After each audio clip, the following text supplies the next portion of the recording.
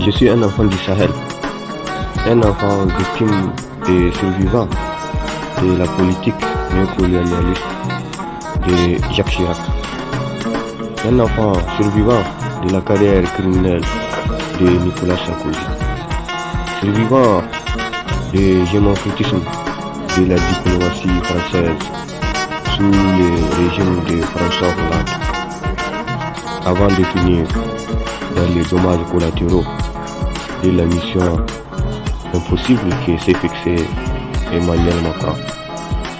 Même si tous ces bureaucrates vêtus d'une robe de la démocratie européenne sont trop néocolonialistes pour penser que la dignité et la sincérité valent mieux que toutes ces ressources qu'ils pillent dans la mère patrie comme dans toute l'Afrique de l'Ouest.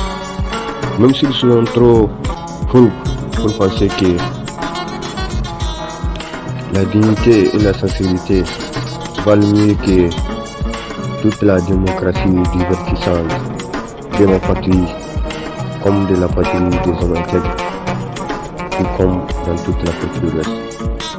Même si tous les moutons parrainés et prostitués à leur carrière de détruiseurs sont beaucoup trop inconscients pour s'imaginer que l'Afrique a enduré à la sauvagerie de la colonisation française et européenne.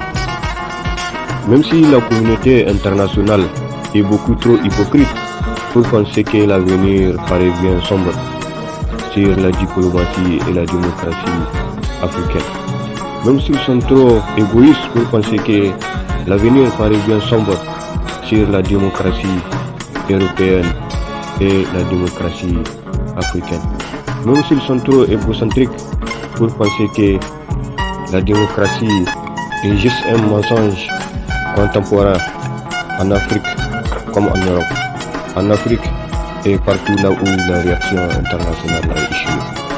Même si le pays dit des droits de l'homme est beaucoup trop égocentrique pour s'apercevoir dans le déclin démocratique qui constitue le néocolonialisme. Sur le déclin démocratique qui constitue le déclin des droits de l'homme. Même si les droits de l'homme tant chantés et vantés par ces loups vêtus de la robe de la démocratie française et européenne sont loin d'être un bon moyen pour satisfaire les caprices extravagants et divagants de la France moralisatrice et sensibilisatrice